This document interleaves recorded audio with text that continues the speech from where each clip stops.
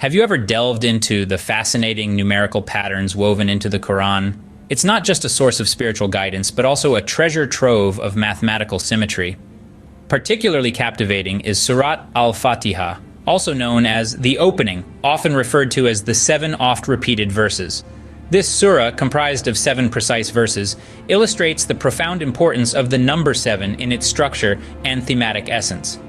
Remarkably, the Arabic phrase "you" alone, or iwaka, is strategically positioned as the 14th word from both the beginning and the end of Surat Al-Fatihah, doubling down on the significance of the number 7. Furthermore, this phrase appears exactly 43 times within the surah, a prime number that interestingly sits as the 14th prime number, once again echoing the theme of 7 multiplied by this intricate patterning not only enriches the spiritual experience, but also highlights the divine craftsmanship embedded within the Qur'an, encouraging believers and scholars alike to reflect on its deeper mathematical beauty. The numerical patterns extend beyond Surat Al-Fatihah to other surahs, creating a complex and interconnected system. For example, in Surat Az-Zukhruf, which is the 43rd surah, the letters of "you" alone are repeated 946 times, equating to 43 times 22. Similarly, in Surat Al-Jinn, which is the 43rd surah from the end, the letters of "you" alone appear 301 times, equating to 43 times 7. These patterns not only display a divine numerical design, but also highlight the central theme of worship in the Qur'an. The word worship, or NBD in Arabic, appears in the verse "you alone we worship. You alone we ask for help," with its letters repeating 25 times in Surat Al-Fatihah, or 5 times 5, reflecting the total number of prophets mentioned in the Qur'an. The Qur'an's numerical patterns extend to other aspects, creating a harmonious and divine design that calls for deeper contemplation. So the next time you read the Qur'an, remember to look beyond the verses and marvel at the divine wisdom embedded in its numerical design. Surat Al-Fatihah holds a unique and revered position in the Qur'an, often referred to as the opening, for its placement at the start of the Holy Book. It is also known as the 7 Oft-Repeated Verses, due to its frequent recitation in Muslim prayers, emphasizing its profound spiritual and numerical significance. Let's delve into the numerical patterns embedded within each verse of Surat Al-Fatihah. Starting with the Basmala, "In the name of Allah, the most gracious, the most merciful," which sets the tone with its 19 Arabic letters, a number that recurs throughout the Qur'an and symbolizes God's omnipresent mercy. The first verse, "Praise be to Allah, Lord of all the worlds," consists of 17 Arabic letters, subtly pointing to the 7 heavens and the 10 earthly realms in Islamic cosmology. Following this, the second verse, "The most gracious, the most merciful," repeats the divine attributes of mercy, emphasized by its 18 letters, reflecting the 9 attributes of Allah mentioned twice. As we reach the middle of this chapter, the fourth verse, "Master of the Day of Judgment," we find 19 letters, aligning with the Basmala and reinforcing the theme of divine omnipotence and accountability. The phrase, "the 7 oft-repeated verses" itself is crucial, not only highlighting the structure of Surat Al-Fatihah, but also its role in daily prayers and spiritual reflection. Each verse contributes to a holistic understanding of divine mercy, guidance, and worship. Lastly, the numerical occurrence of the phrase "you alone" in Surat Al-Fatihah is particularly compelling. As discussed earlier, the letters of "you" alone appear 25 times or 5 times 5, mirroring the number of prophets in Islam. This repetition underscores the surah's focus on monotheism and the worship of one God. Through this detailed exploration, it becomes evident that Surat Al-Fatihah is not only the opening chapter of the Qur'an, but also a key to understanding the divine wisdom and numerical intricacy that permeates the Holy Book. As we contemplate these patterns, we gain deeper insights into the spiritual and mathematical harmony designed by the Creator. Surat Az-Zukhruf, the 43rd chapter of the Qur'an, not only carries its numerical identifier in its title, which translates to the gold adornments, but also embeds the number 43 within its structure and themes. This chapter consists of 89 verses, and intriguingly, when we examine the sum of the digits of its total verses, 8 plus 9, we reach the number 17, a recurring number in Surat Al-Fatihah.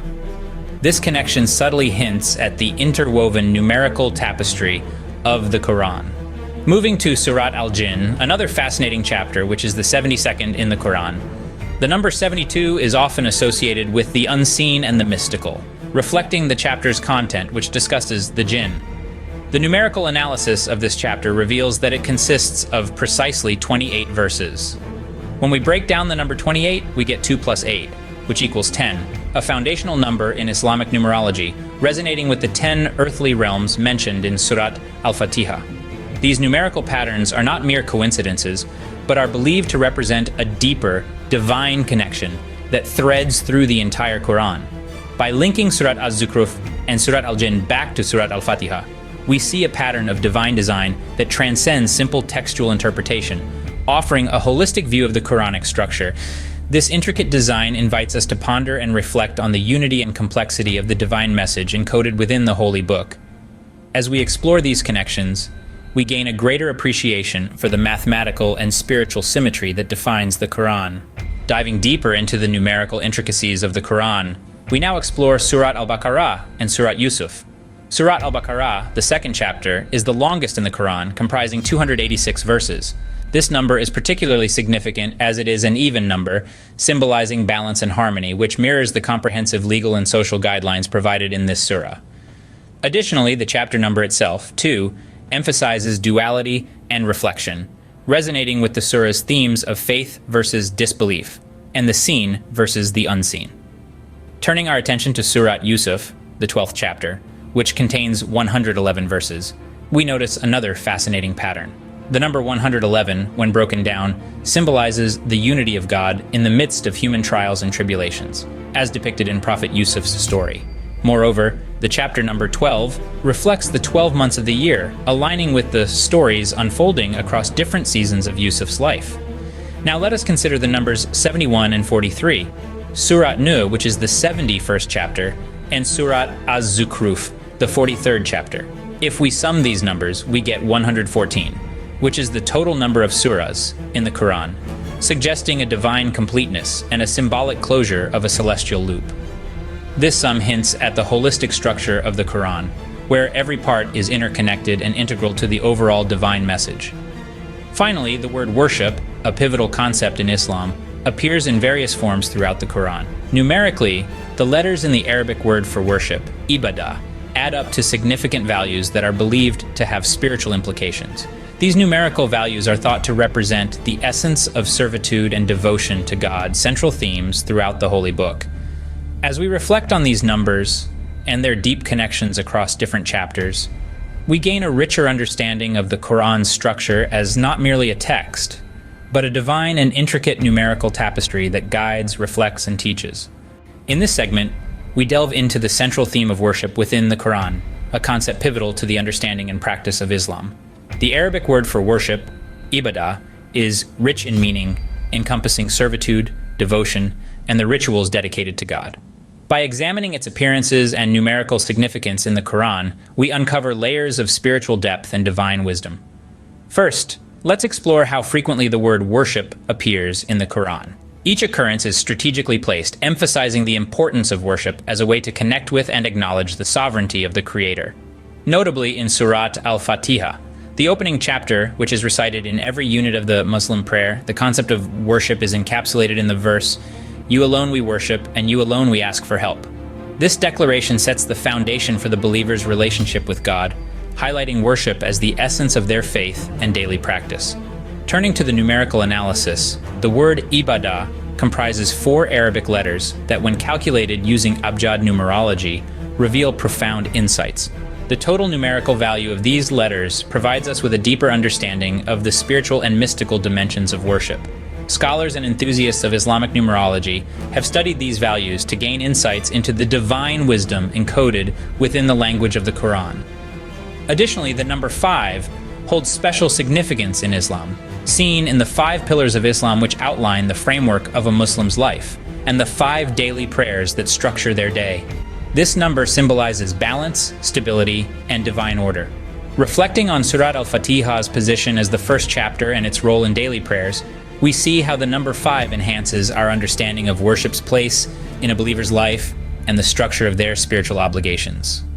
As we ponder these numerical and thematic connections, we appreciate the intricate ways in which worship is woven into the fabric of the Qur'an, guiding believers in their journey towards spiritual fulfillment and closeness to God.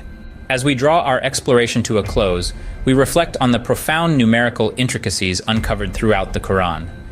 Each pattern, each number, and each placement holds a significance that transcends mere coincidence, pointing to a divine orchestration behind the holy text.